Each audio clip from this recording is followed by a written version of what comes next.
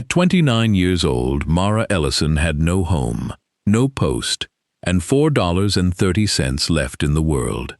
Abel Voss, the cattle baron who controlled San Paloma's school board, had cast her from the teachers' quarters after she refused to erase the names of Mexican and Pueblo children from the attendance book, and the trustees paid her nothing but allowed her to keep the ruined chapel of St. Orison beyond the arroyo, a roofless adobe shell no one wanted, for a price of $0. It seemed less like charity than mockery, for bats nested in the choir loft, rain had melted the north wall, and the bell had been silent for 32 years. Yet behind the cracked altar, sealed where generations had knelt without knowing, waited a secret that would return water, learning, and lawful belonging to families driven from the valley. Those who gave Mara the ruin believed they were leaving her with dust. They did not understand what the chapel had remembered. Settle in, and let us tell you the story of Mara Ellison. If you have ever watched a forgotten place hold its dignity in silence, tell us in the comments what you believe deserves to be restored. Mara had come to the New Mexico territory as a child in 1873, traveling west in a freight wagon beside her father's crates of school books and her mother's iron medicine chest. San Paloma lay where red mesas opened around a narrow green valley, and from a distance the cottonwoods along Arroyo Lucero appeared like a ribbon laid across the desert by a careful hand. Her father, Edwin Ellison, had been hired to survey a proposed mail road.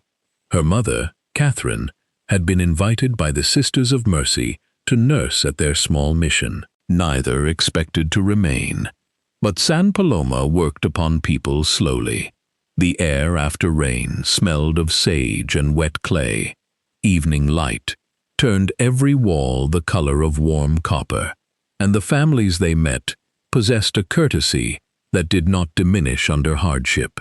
By the time Mara was 7, she spoke English with her father, Spanish with the market women, and enough Tewa to understand the stories grandmother Povey told beneath the cottonwoods. The chapel of St. Orison stood then at the eastern edge of the settlement, whitewashed and small, with a cedar door painted blue.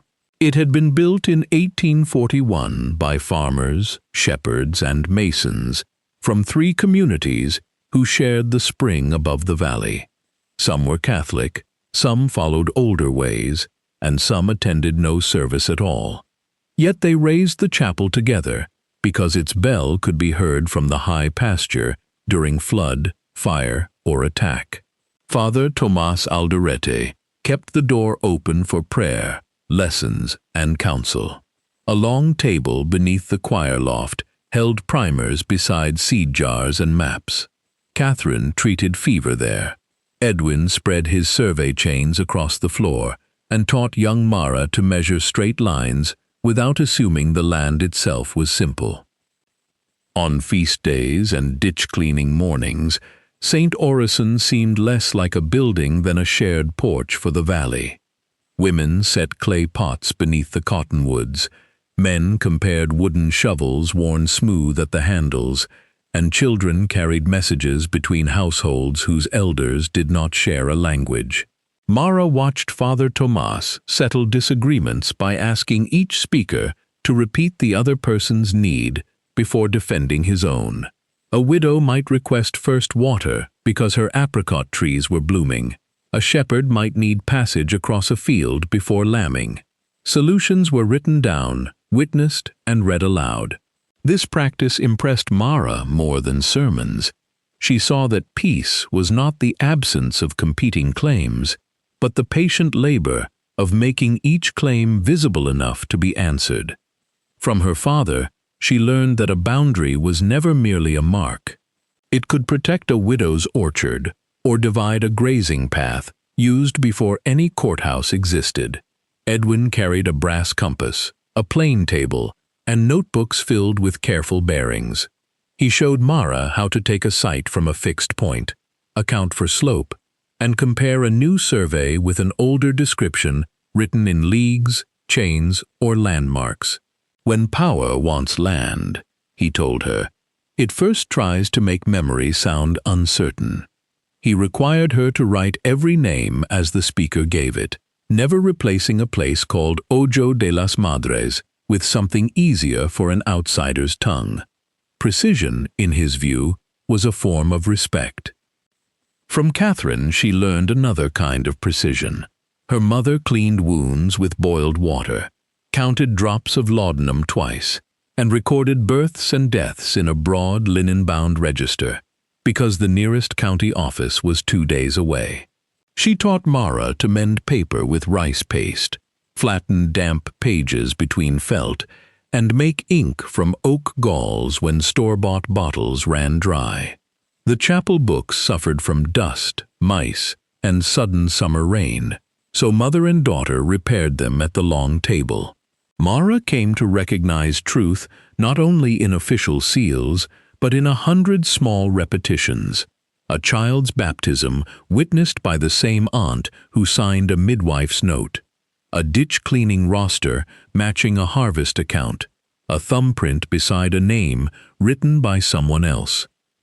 Those skills mattered because San Paloma's life depended upon water. A spring called Ojo Claro rose beneath a black volcanic ridge 2 miles east, then entered an acequia, a communal ditch that divided the flow among orchards, bean fields, kitchen plots, and the chapel cistern. Each March, families cleared silt together. Each household received hours according to an old schedule, and even the poorest garden held a place. Father Tomas kept a copy of the water agreement behind the chapel altar, while elected mayordomos kept others in their homes. The agreement was said to predate American rule, confirmed first by a Mexican grant and later by a territorial survey. The annual cleaning taught Mara how communal rights survived through repeated duty. Before sunrise, the bell called every household that received water. Those unable to dig sent food, rope, or a child old enough to carry stones. No one's share was treated as a gift from the strongest rancher. It belonged to a pattern of use, joined to maintenance. Edwin showed Mara the little notches cut into distribution gates, and explained how a mayordomo judged minutes by sun, stars, and the rate at which a jar filled. Catherine recorded injuries and kept willow tea near the bank. By dusk, when water was released into the cleared channel, its bright front moved like a living ribbon through the valley, and families walked beside it to make certain it reached the last garden. In 1862, during the confusion of war, Father Tomas vanished while carrying records to Santa Fe. Some said raiders stopped him. Others believed he reached the city and died nameless of fever. The chapel remained in use, but the original grant and water compact were never seen again. Then, in 1864, lightning struck the bell tower.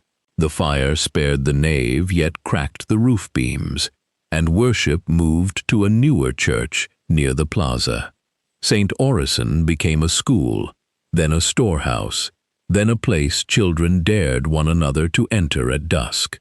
The altar remained because no one had the heart to dismantle it, a block of cedar and adobe darkened by smoke. When Abel Voss arrived in 1878, he saw the uncertainty around Ojo Claro as opportunity. He was not born wealthy. He had driven cattle north, traded army surplus, and learned that a man with ready cash could purchase another man's bad season. Tall, iron-gray, and deliberate, he seldom raised his voice. He lent money for seed after drought, accepted orchards as security, and acquired grazing claims from families who could not read the English contracts he placed before them. Within 10 years, the Voss double-bar ranch surrounded much of San Paloma's eastern ridge. Abel built fences across old paths, then insisted the paths had never existed. Edwin Ellison challenged him with maps. He found a copy of an 1855 field survey referencing the shared spring and a stone witness marker near St. Orison. Abel answered that the marker could not be found, and the original grant was missing. The Territorial Land Office accepted a new survey commissioned by Voss, one that drew Ojo Claro inside the ranch boundary. Edwin prepared an appeal. Before he could file it, his horse returned riderless from the ridge after a dust storm. Searchers found his broken compass beside a wash, but never found his body. No proof connected Abel to the disappearance, and Catherine forbade Mara from feeding grief with accusations they could not establish. Still, when Voss men later removed Edwin's map chest from the mission office, calling it collateral for an unpaid equipment debt, Mara understood how conveniently evidence could disappear. Catherine continued nursing until influenza took her in the winter of 1886. At 21, Mara was left with the linen register, her father's field notebook, and the habit of making herself useful. The sisters recommended her for the mission school.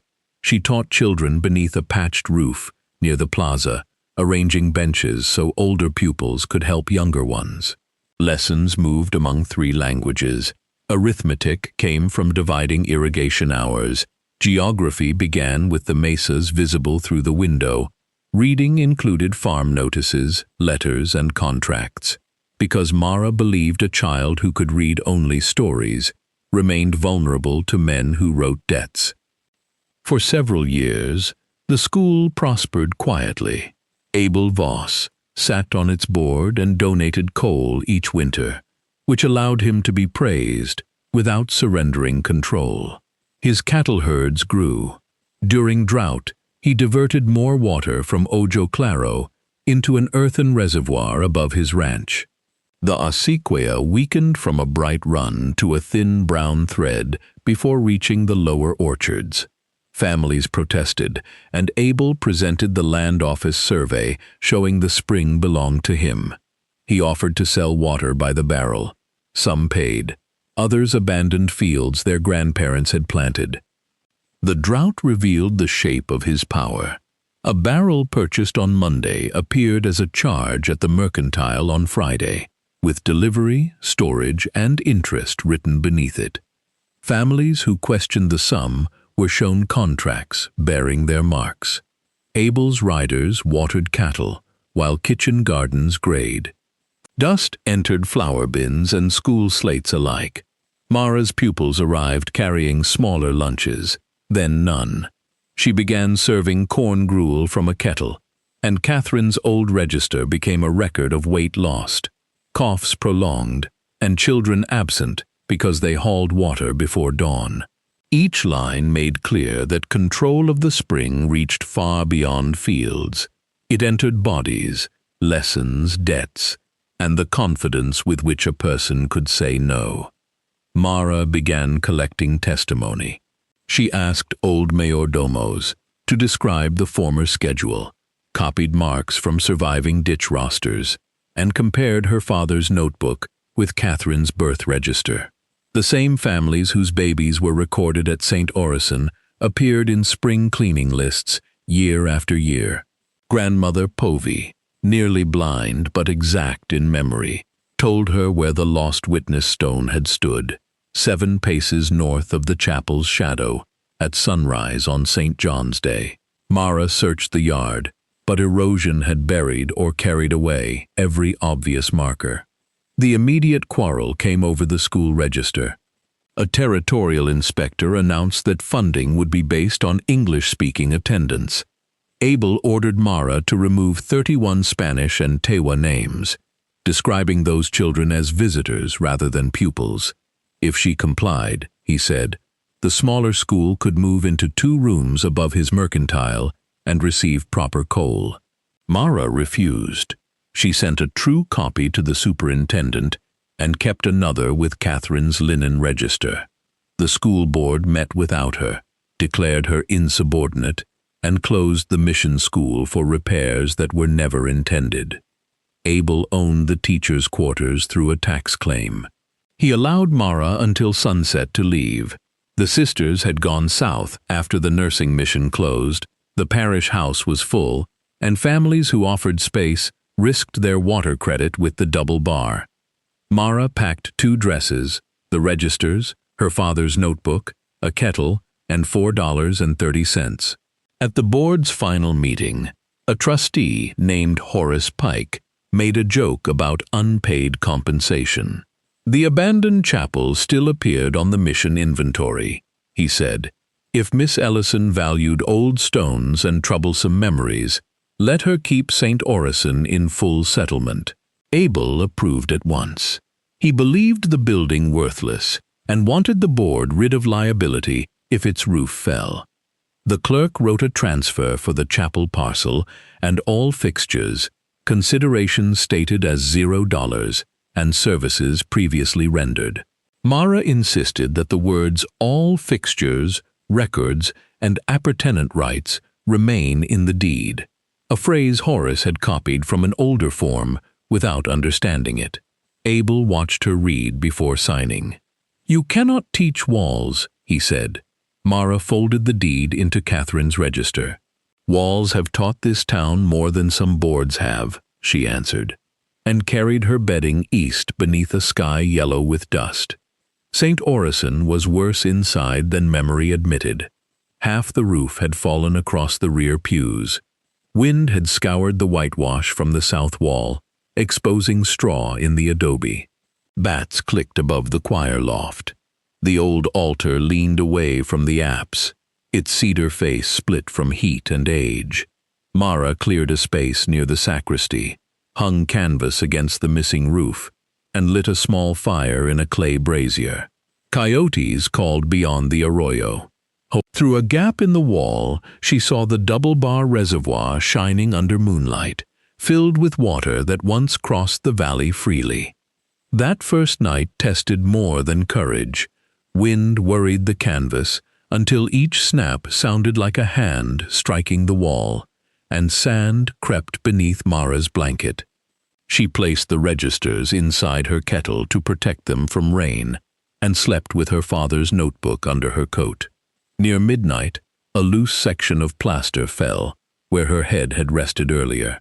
She moved closer to the altar and listened to mice travel inside the adobe.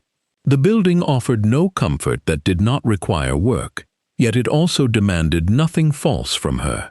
It did not ask her to alter a name, praise a donation, or accept injustice as prudence. In the dark, that plain honesty felt like the beginning of shelter. At dawn, she began repairs with what she possessed. She spent 60 cents on lime, 25 on nails, and 10 on a worn brush. Neighbors left offerings without announcing themselves: vigas from a dismantled shed, a sack of straw, a door hinge, 3 panes of mismatched glass.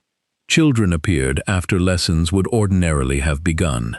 Mara put them to sorting salvage by size and taught fractions with roof tiles.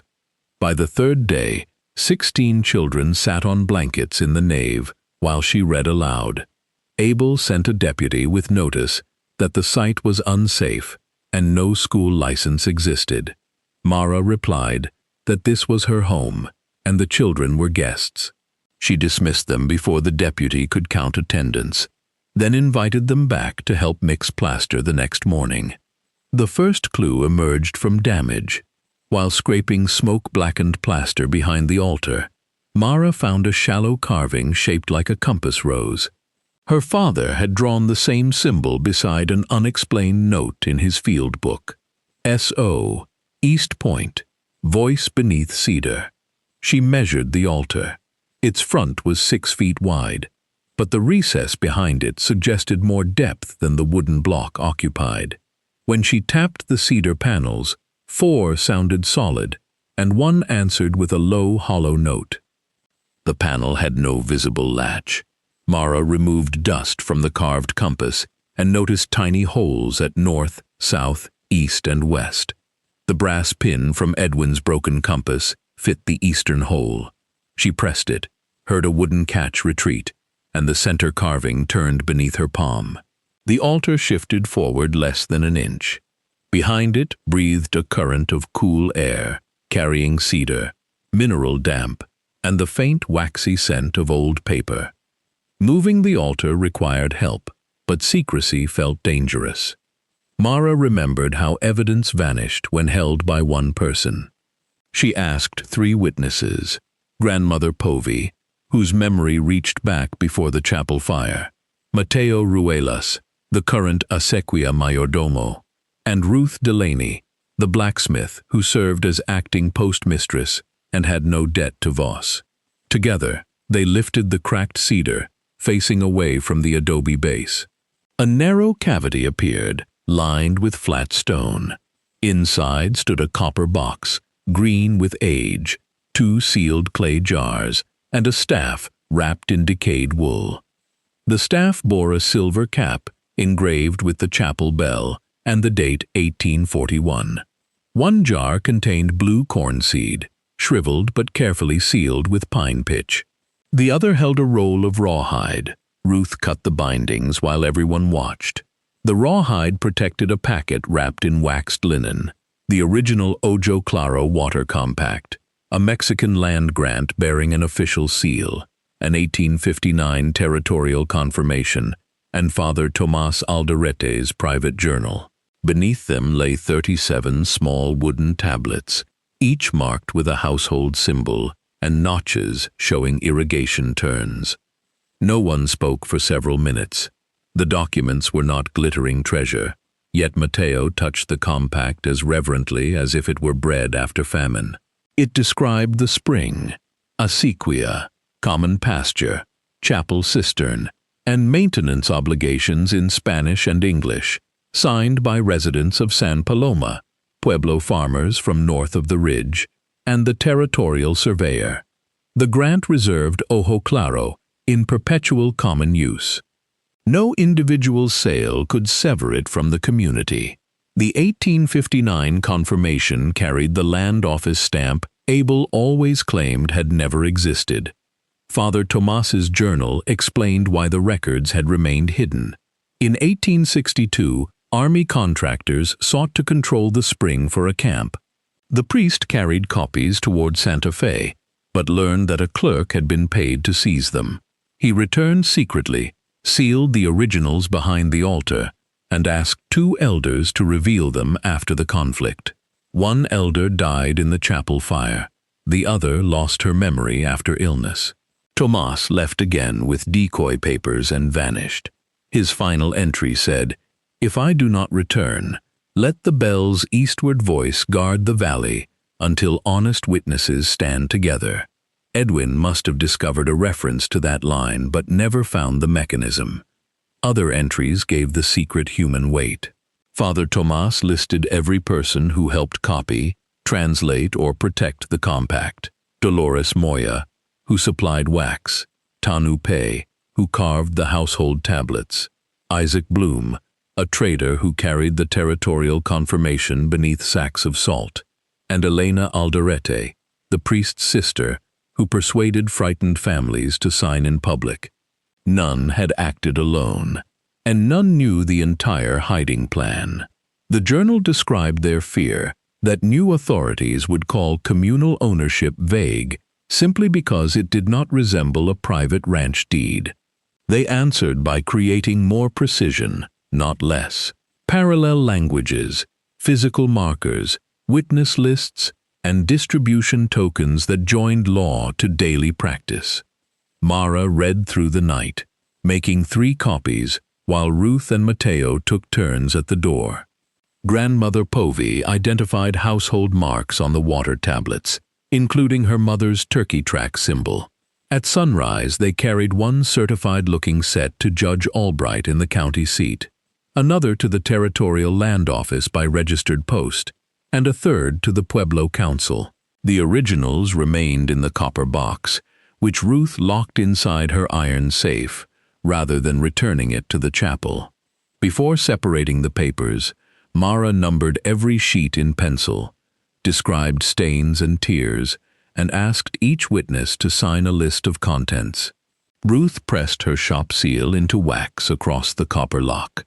Mateo wrapped the box in canvas and carried it openly through the plaza, so no rumor could claim it vanished into private hands. Grandmother Povey dictated a statement in Tiwa, while Mara wrote both the original words and a Spanish translation.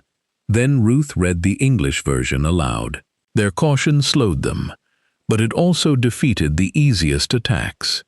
No single missing page, altered phrase, or frightened witness could destroy the whole discovery. Abel learned of the discovery before the land office received its copy. Horace Pike had seen Mateo ride from St. Orison and reported the unusual traffic. Abel arrived with 2 ranch hands and a deputy, holding an order to inspect unsafe property. Mara met them in the chapel yard. He looked past her, toward the altar, and asked what she had removed. She showed him only her deed. Because it conveyed all fixtures and records, anything lawfully found belonged to the parcel unless another owner proved a claim. Abel said the chapel transfer had been a joke, not a grant of water. "A man's laughter does not revise a deed," Ruth answered from the doorway. The deputy searched and found no box. Abel then declared that Mara had fabricated the papers to avenge her dismissal. He pressured the postmaster to intercept the registered envelope, but Ruth had sent it from a rail station 30 miles south. He ordered a new fence across the chapel road, claiming it crossed double-bar land. Families removed the posts at dawn and stacked them neatly beside his gate. No one damaged them. No one left a threat. The action carried the calm force of people who had located the boundary between endurance and consent. The greater danger was water. Abel closed the reservoir sluice entirely, hoping dry fields would force claimants to settle before officials could act. Within days, the lower acequia became a cracked ribbon. Bean leaves curled. Orchard fruit dropped hard and green. Mateo warned that even a favorable ruling might arrive too late for the season. Mara studied the grant's landmarks against Edwin's notebook. The compact mentioned not one outlet from Ojo Claro, but 2. The surface channel Abel controlled, and an older stone conduit called the Mother's Passage, built to carry emergency water beneath the ridge. Grandmother Povey remembered a childhood song that named its route "Under Black Stone, past Rabbit Rock, where the chapel shadow drinks." Mara compared the words with her father's bearings. The hidden conduit likely ended near St. Orison's cistern, but landslides had buried its intake decades earlier. She organized a search without calling it a school. Children mapped stones, elders described former springs, Ruth made probing rods. Mateo measured slope with a water level fashioned from clear glass and reed. Their work transformed memory into coordinates. On the 6th morning, a probe sank beside a line of unusually green saltgrass behind the chapel. Men and women dug through packed silt until their shovels struck fitted stone. Beneath a cap slab lay a narrow tunnel, cool as a cellar. Mud blocked it, but the masonry held. Mara crawled inside with a lantern and rope, moving only where the ceiling remained sound. She found the cedar gate described in Father Tomas's journal, and, carved above it, the same eastward compass rose. When Mateo lifted the gate from outside with a lever, water pushed through black sediment, first as a whisper, then as a clear, urgent stream. It filled the chapel cistern and entered the old branch of the acequia below Abel's dam. People ran beside it, clearing leaves and guiding flow toward the most threatened gardens. They followed the compact's emergency schedule rather than taking what they pleased. First came drinking jars, then livestock troughs, then kitchen plots, then orchards.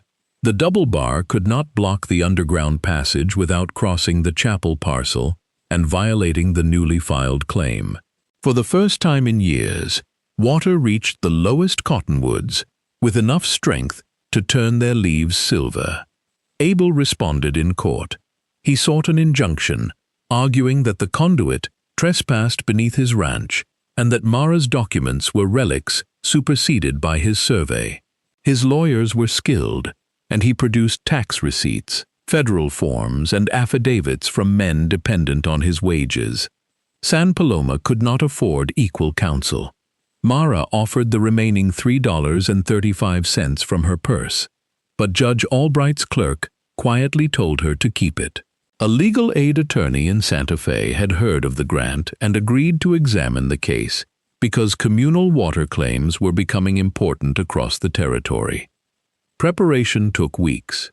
Mara repaired paper, indexed signatures, and connected every household tablet to a name in Catherine's register or a ditch roster. Edwin's notebook located the missing stone witness marker beneath flood sediment. A search party unearthed it exactly where his bearing placed it, carved with the 1859 survey number. The territorial archivist found a corresponding entry in a bound index whose main file had long been listed as missing. Most damaging to Abel, Ruth located the surveyor who had drawn his ranch map. Now old and troubled by conscience, he admitted that Abel instructed him to omit the communal easement and supplied a false location for the witness stone. The families prepared as carefully as Mara prepared the documents. Elders rehearsed dates without being coached toward convenient answers. Young people copied maps for those waiting outside the courtroom. Women gathered receipts for barrels of water and calculated what each household had paid under the false claim. When two statements disagreed about a ditch gate, Mara preserved both rather than smoothing them into one account. Honest evidence, she reminded them, could contain imperfect memory. Fabricated evidence was often suspiciously tidy. This restraint persuaded several doubtful townsmen who had expected anger to overwhelm fact. They saw a community asking not for sympathy but for the law to recognize a system it had long practiced. The hearing filled the county courtroom and spilled onto the steps. Mara wore a plain gray-blue dress Catherine had sewn years earlier, mended at both cuffs. Abel sat at the opposing table in a dark coat, his silver watch visible, surrounded by documents that had once seemed sufficient to define the valley. The judge examined the Mexican grant, territorial confirmation, compact, tablets, journal, witness stone, and surveyor's sworn statement. Abel's lawyer objected that Father Tomas's journal was hearsay. The judge replied that the official confirmation and physical markers did not depend upon the priest's account. Justice did not arrive as a dramatic confession. It came through findings read in a steady voice. Ojo Claro and both conduits were declared appurtenant to the San Paloma communal grant. Abel's exclusive claim was void. His reservoir could remain only if its gates respected the traditional schedule. The fences across the common pasture and Chapel Road had to be removed. Families who lost water payments under the false survey were entitled to restitution, and the matter of altered land records was referred to the territorial attorney. Abel's punishment was quiet and exact. To pay restitution, he sold half his herd and the mercantile warehouse. Ranch hands who had feared dismissal formed their own grazing association on lawful double-bar land. Horace Pike resigned from the board after the chapel deed he had treated as a joke became the instrument preserving every record found within it. When Abel passed St. Orison thereafter, people did not jeer. They simply continued speaking, digging, teaching, and measuring, no longer lowering their voices as he approached. A man accustomed to obedience discovered that authority, built on missing papers, vanished when the papers returned. Mara used the chapel not as a private house, but as the town had first intended. The community repaired the north wall with adobe mixed by many feet. Ruth forged straps for the vigas. Mateo restored the cistern. Pueblo carpenters rebuilt the blue cedar door, without erasing the burn marks left by the old fire. The nave became a school during the week and a council room on Saturday. A screened corner held Catherine's medicine chest for visiting nurses. The copper box, water compact, tablets, and Father Tomas's journal were displayed only in careful copies. The originals went to a fireproof county vault under joint community custody. They also changed the chapel deed. Mara could legally have kept the parcel in her name, but she conveyed it to a trust governed by 5 elected custodians from the communities named in the compact. The trust guaranteed her rooms for life while preventing any future teacher, priest, rancher, or board from selling the spring rights alone. Horace Pike, humbled by the consequences of his careless phrase, copied the new instrument without charging a fee. Mara read every clause aloud beneath the repaired roof. Only when Grandmother Povey, Mateo, Ruth, and 2 younger members agreed that each translation carried the same meaning did they sign. The sealed blue corn kernels did not all germinate, but 9 did. Grandmother Povey supervised their planting in a small plot watered from the mother's passage. By autumn, the stalks stood taller than the children who had cleared rubble from the chapel floor. Their ears were saved for seed, not eaten, and divided among the 3 communities whose marks appeared on the compact. The crop became a living counterpart to the papers, proof that preservation is not the same as hoarding, and that what survives darkness must eventually return to use. The bell presented a harder problem. Its cracked bronze body had lain behind the sacristy since the lightning fire. Recasting it would erase the old inscription, so Ruth fitted a brace and shaped a softer clapper. The first strike produced an imperfect tone, low and wavering, but it crossed the arroyo and reached the orchards. People stopped work to listen. Mara rang it at the opening of school, during flood warnings, and before each annual ditch cleaning. The sound did not summon everyone to one belief. It summoned them to shared responsibility. In time, St. Orison's account book grew thick with transparent figures. Donations, lime costs, teacher wages, and water repairs were posted beside the door in English and Spanish, with Tewa explanations given aloud at each council. Children learned to check the columns. Older pupils surveyed garden plots and marked the acequia schedule. Mara taught them that a signature should never be given to words they could not understand, and that a map should be compared with the footsteps of those who lived upon it. Her school produced no grand fortunes, but it produced readers who asked for copies and citizens who remembered where evidence belonged. Years later, visitors often assumed the copper box had been Mara's treasure. She corrected them gently. The box contained no gold, only obligations made visible, water hours, boundary lines, names, testimony, and seed. Its worth appeared because a community acted upon it.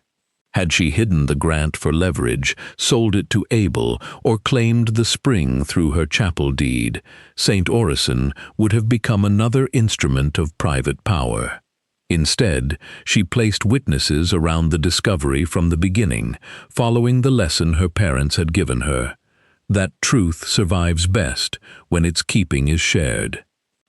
At 29 years old, Mara Ellison had entered the ruined chapel with $4.30, dismissed from her work, and allowed to keep a place others valued at $0.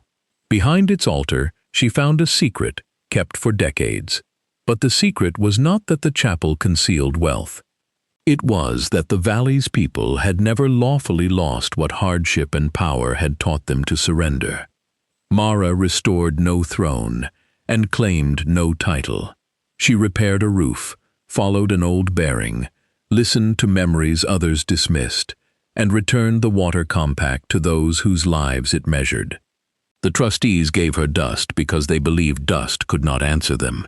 Yet dust held footprints, adobe held handprints, the altar held records, and a cracked bell still carried. Her name remains with St. Orison because she understood that keeping a place means keeping faith with everyone it was built to serve. Thank you for staying with us beneath St. Orison's patched roof, from the dry morning when Mara was cast out to the evening when water again silvered the cottonwood leaves. If this story brought someone to mind, share it with them, and let the old chapel's quiet bell travel beyond San Paloma. We would be glad to hear what part of Mara's choice stayed with you, because restoration often begins with attention before it ever reaches stone, law, or timber. What is one forgotten place, promise, or tradition you believe could still restore something important if people chose to remember it together? Wherever you are listening, may you read carefully, keep honest witnesses near, and never mistake neglect for worthlessness when patient hands are ready to begin. Until next time, stay close,